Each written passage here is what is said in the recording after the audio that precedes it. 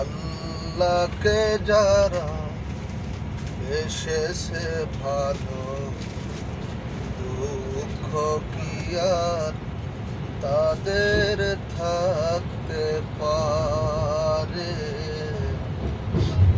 দুঃখ কি আর তাদের থাকতে পারে?